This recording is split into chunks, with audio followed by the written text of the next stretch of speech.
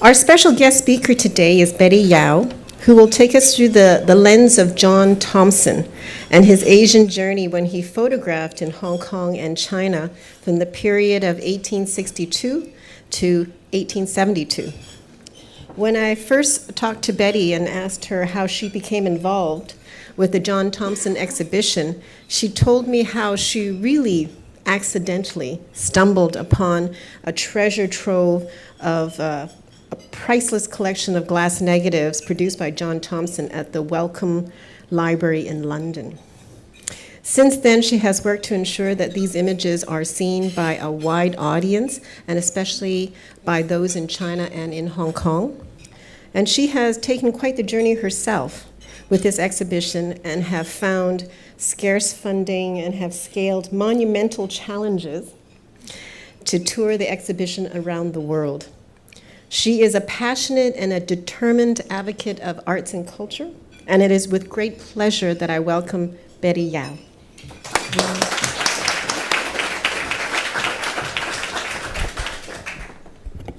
Thank you so much, Cami, and I'm just so delighted and honored to be here and to share this lunch with you. Who is John Thomson, and why is it interesting for you to come to hear about his life? Here's a picture of him. On the left is quite rare. There are not many self-portraits of Thompson. So he's born in 1837 in Edinburgh, from a family of modest means. At the age of 14, he was sent to train as a lens maker. But in the evening, he made the effort to also have some night classes in art and history of art. So that combination saw him in good stead through the rest of his life. Then in between 1862 and 1872, Thompson was in Asia. Initially in Singapore, where he established a photographic studio, and then in 1868, his studio here in Hong Kong. However, people always ask, well, he came to Asia as a professional photographer only a couple of decades after the invention of photography. So that's quite unusual.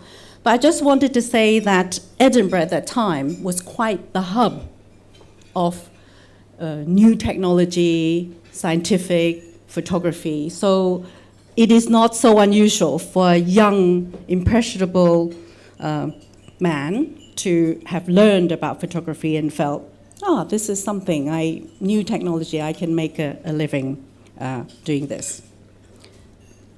Now, from this, you see the 3 crates, and then you see the size of the glass negative. So keep this in mind when I show you other Thompson images, that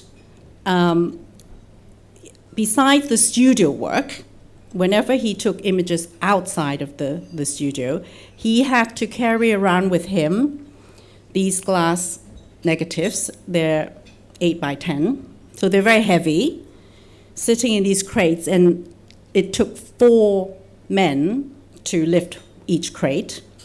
Of course, he had to then have the chemicals with him, and some poisonous chemicals, that he had to prepare the glass, and then after the exposure, taking the photography could be maybe between 5 to 30 seconds. So that's a very long time in an era where it's a split second you can take a photo. So then he had to immediately fix it. So he had to travel with him these mobile tent, so dark room.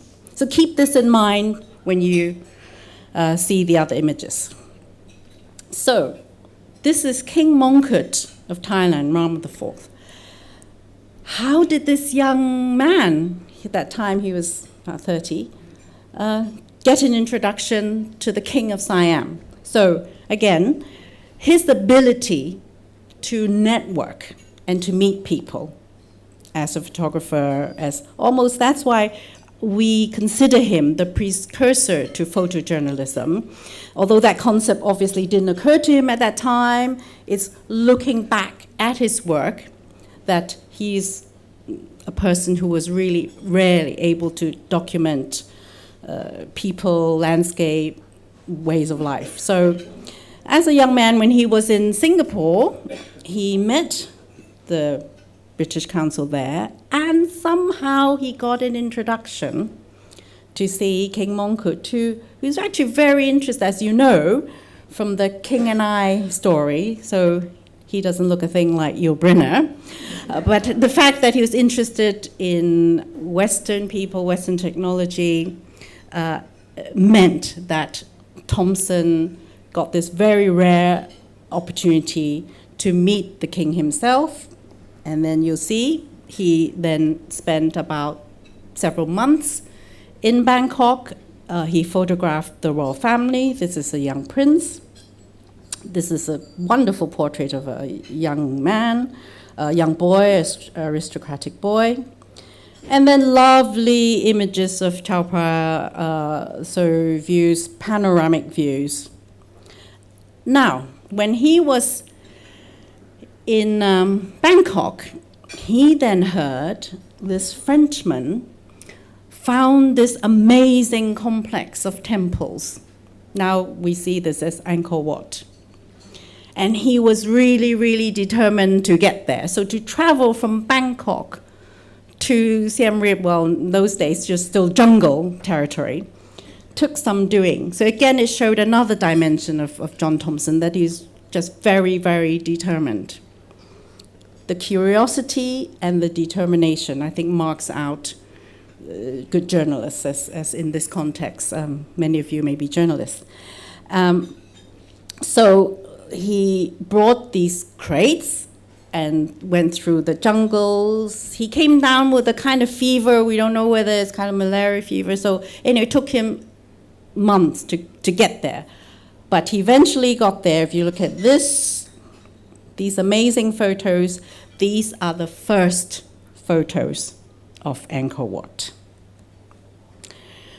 Then he took some time. So after this, he went back to the UK. He went to London, Edinburgh, gave a lot of talks. He published his first book.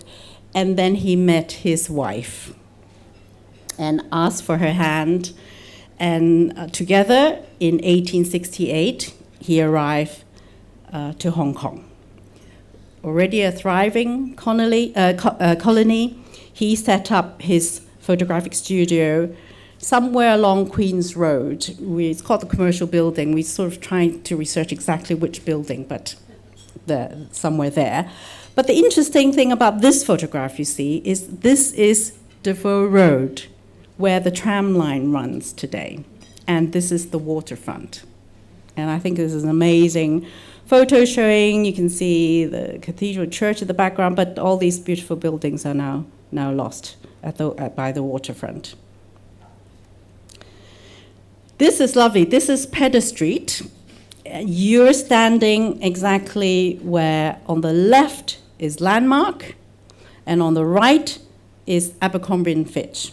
So that clock tower is no longer there, so you see Lan Kwai Fong. But funny thing, look at this sedan, the taxi driver. So nowadays, on the left-hand side, that's where we still queue for our taxi. So you have a very immediate and wonderful image of Hong Kong from nearly 150 years ago. Now, this is Lyndhurst Terrace, and I put this here because it's very decorated. Why? This is to receive the then Duke of Edinburgh, who's the second son of Queen Victoria, on his first visit to the colony. Now, this is 1869, 1 year after Thompson arrived, established his studio. He already got the commission to take photographs for the commemorative book. So he's doing well, and he surely knows how to network. So in the studio, obviously, a lot of important businessmen, people, they passed through, and he made a good living out of his studios. Now, many studio photographers would have just been happy just to do that, kept the money after a few years, went back and had a good life. But no, there's something about Asia, the people of Asia, that really intrigued John Thomson. So in 1870, by then, he had earned enough money, savings. He was able to sell his studio at a handsome price. By then, he had his first child, and so he sent his wife back to London. That's quite common for young babies to be sent back home in the 19th century. And he spent then the next 2 years using up all his savings to travel up and down the country. So if you look at this is Angkor Pass outside Beijing. So if you look at this image and the next image, you look at the vantage point, how he framed the photograph and where he would have had to climb to get to take these photographs. And you think of the equipment he had to carry and the darkroom and all that. And you'd marvel at some of the beautiful landscapes that emerge from this work. However, photographing the great and the good, that's his job. So this is a wonderful image of Prince Kung. Some of you may have seen this in books. It's featured in many history books. But he also took a series of wonderful photographs of the street life. A few decades before the paintings of George Chinnery, you'll see now being photographed. So if you look at this, the fruit seller. However, why did I become interested in Thompson? And as Kemi said, gave up my job and taking this exhibition around the world. It's very unusual for people to allow photography at home. This is a courtyard setting with 3 women, the Manchu women, and the one on the right is the Han woman with the bound feet. I marvel at his ability and the work that he's produced photographing women, and I find this really exceptional and really worth taking it to the public as well. So you see, look at this image. This is 150 years ago, a profile. This woman obviously didn't pay for her photograph to be taken. She's a poor woman from Canton. But he photographed the rich and the famous and the people common in the street with equal care, respect, and dignity.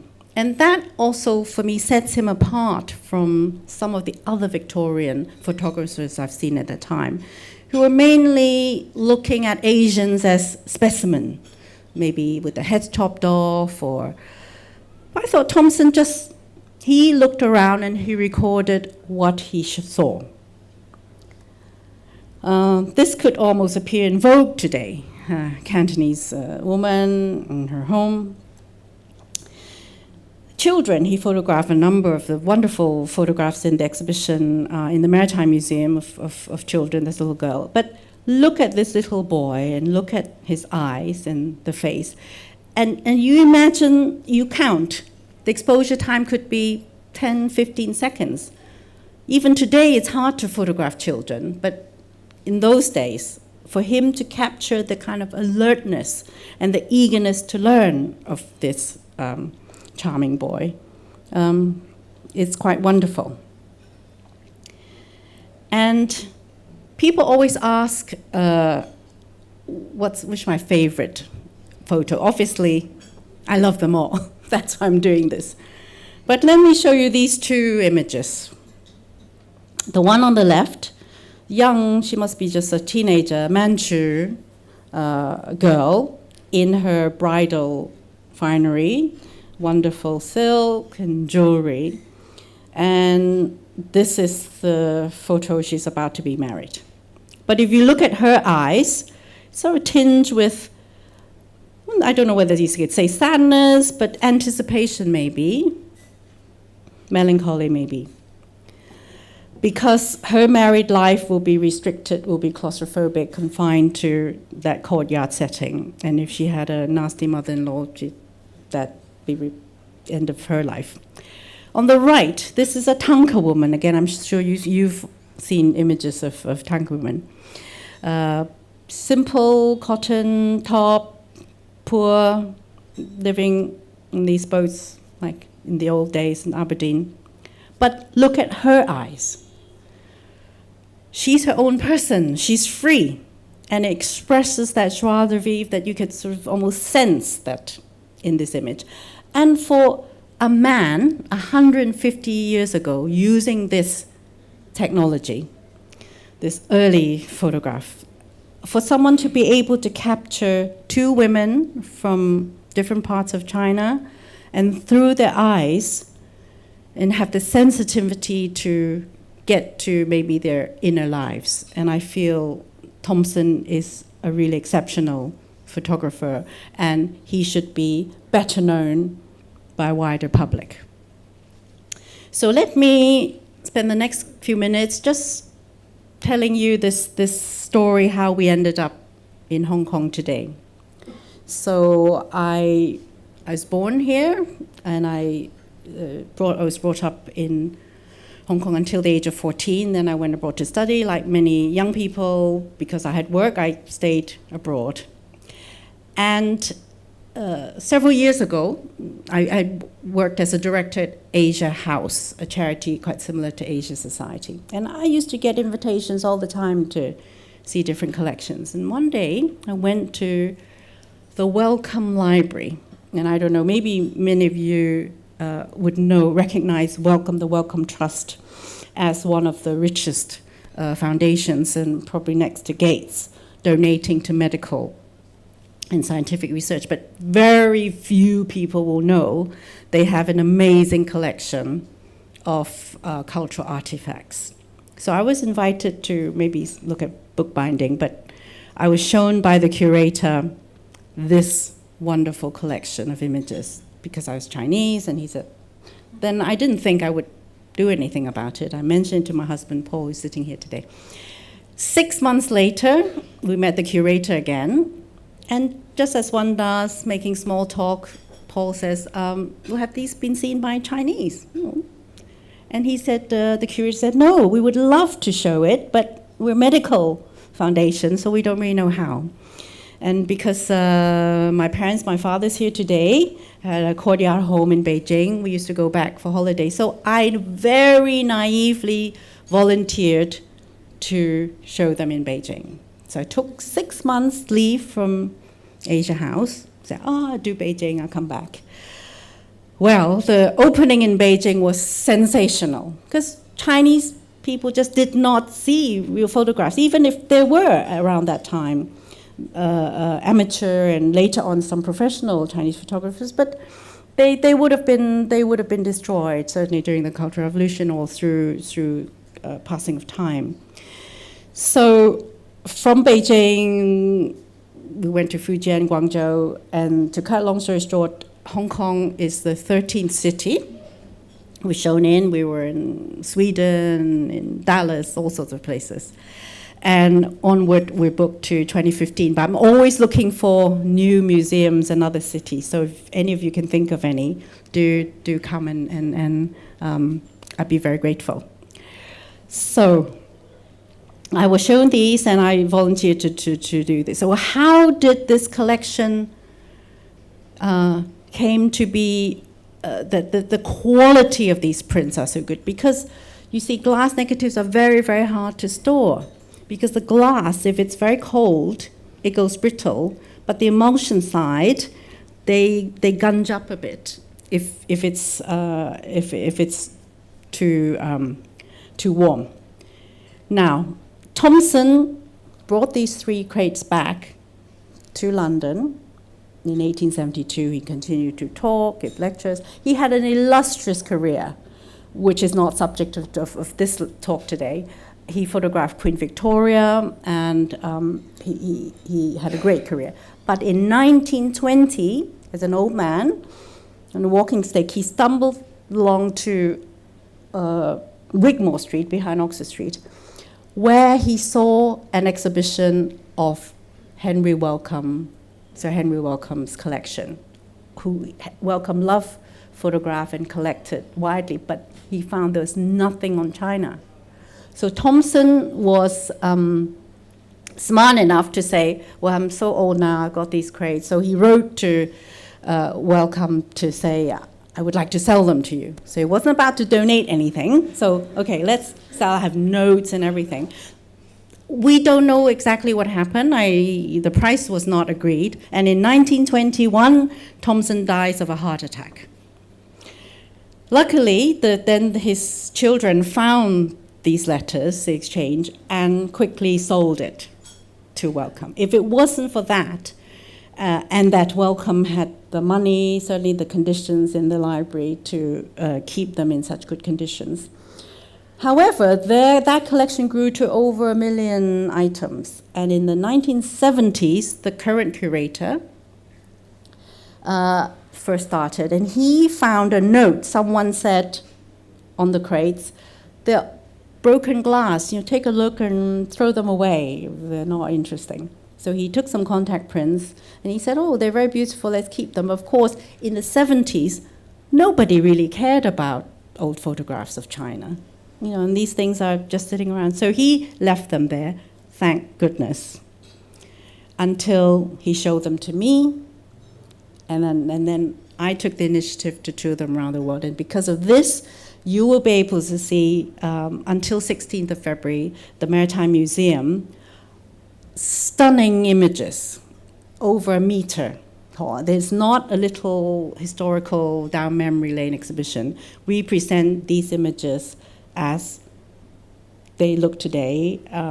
The whole glass negative is digitized and printed out. And we think of this as a contemporary work of art, so that young people can come and also draw inspiration from them as well. So I hope this, in a short session, to give you just a picture of who he was and how this show came to be, and that 150 years later, Thompson comes full circle, comes back to Hong Kong, and as a Hong Kong person, I've come full circle and brought these back to the Hong Kong public. So thank you very much.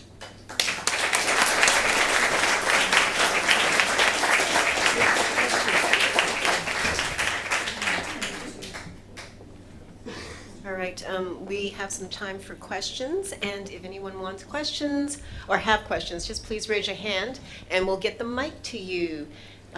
Just hang on, we'll get you a mic over here. Would you please give us your name before your question? Thank you.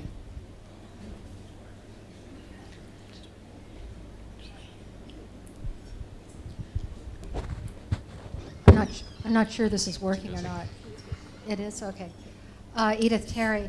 The note on the boxes said that some of the plates were cracked and broken, so throw them out. But what condition were they in when you found them? And how many, what's the total number of good About plates? 600 glass plates, but, including there were a few from Vietnam as well. And some are in very poor condition. You'll see some of them we almost hesitated exhibiting them, but artistically I think they had good merit. So when you see the show, you'll see some very, very clear ones, and others because of maybe the composition, the subject that we felt, although the quality is less good, we should show them. But what's curious is that some of them you'll see there's a cloth behind the image, the person. And that's because during John Thomson's time, he would only print that front bit. But we decided to digitize the whole thing, including, he wrote, sort of scrawled some things, the emulsion side. So you see the handwriting is one way around. And some bits of sticky paper. We wanted to show everything. I wanted to show the public what I saw a few years ago. And because of 21st century technology, we're able to show them this full glory. Rather than if you looked at a vintage John Thomson today, it would be a smaller. Of course, they're very, very valuable now. That's something maybe to mention that 2 years ago, a Thompson book, a folio, which meant that there are about 70 vintage photographs in the book, auctioned at Sotheby's for £350,000. So that's how highly collectible they are today. If you think in the 70s, they were almost thrown out. Now people can't get enough of the Thompson photographs.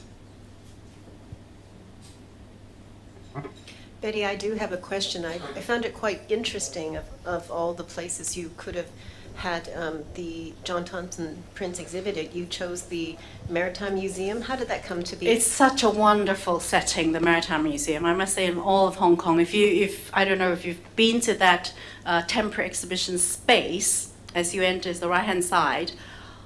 One side is all down floor length windows looking at the harbour, and you can almost see Thompson sailing in to the Hong Kong harbour in 1868, and I think it's just such a wonderful setting. Because I don't know whether many of you know Anthony Hardy. When I did the George Chinnery exhibition in London, he lent some of his pieces, and that's how we met. And through serendipity, a bit of chat. And this is way before the museum opened. But can we mention about September? No, not yet. Okay, all right. Watch this space then. We won't say anything. Do we have any other questions? Hi, Aaron Nigham. I was just wondering, is this being also exhibited in London, and if so, where? Not yet London, because it's interesting because I had no thought in the beginning to tour it. It was only going to be Beijing, because through my parents we have friends and we did that. And I was going back to work at Asia House, and I'm not gone back. Of course, I still consult and do other exhibitions for them.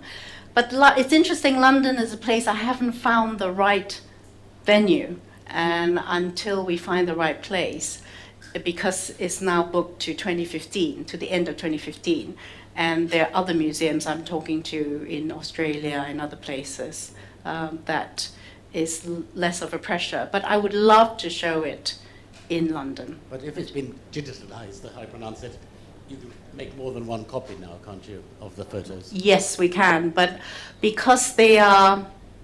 Also, the easy way is just to put it on a disc and give it to the museum to print out. But I think of these as art. So they're done very, very carefully. They're digitized from the original glass and then put into storage, and because they're so valuable, as I mentioned before. And they're printed at 1,000 DPI. So, and some of the images are so huge, I am reluctant to make multiple copies of them. So I'm touring this China exhibition, so it's Hong Kong and various parts of China. And I am working on a second. I've just come back from Bangkok. And it had a very successful trip, despite everybody saying don't go, but we had a great time. And we are talking to a museum there, possibly to show the first few images. They're not included in this show. And I'm going to curate a Siam Angkor show and touring that separately. Philip Wickery. What was his relationship with some of the early Chinese photographers, like Ah Fong in Hong Kong and others? He wrote in his notes, he mentions Ah Fong. He's very friendly with all of them. In fact, he admired some of their work. Also, he gave them tips and he helped them.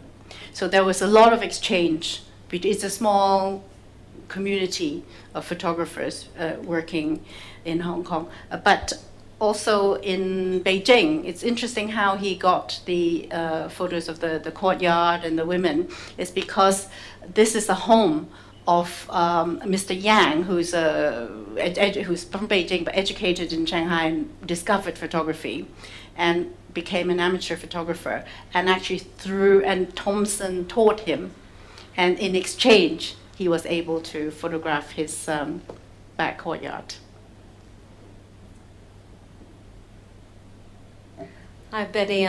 Tara Joseph with Reuters, and thanks for sharing these splendid images.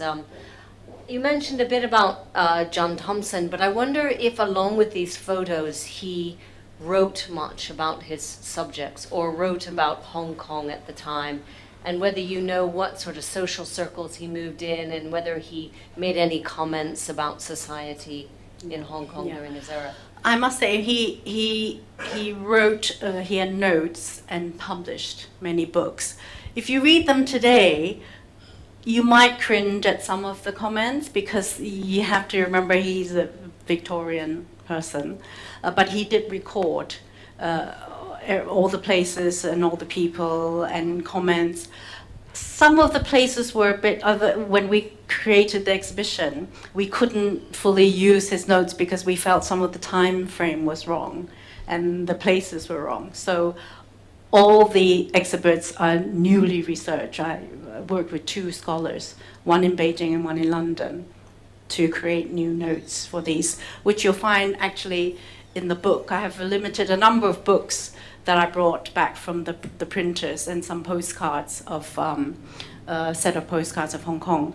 And I think you can't follow absolutely everything that he said in his books, because looking back we found that some of the time and some of the places, they were the wrong places. So it's quite an interesting journey for us as well, not myself and my team, working on this show. So we based some of the things on John Thomson's own writings, but others on fresh research. Any other questions? Betty does have some books and some postcards at the side table. Please, if you would like to buy one, they're available over there, and I'm sure Betty will be happy to maybe sign and autograph that. On behalf of the FCC, we have a small little gift for you. I just wanted to thank you for coming. Thank you so much. Thank you.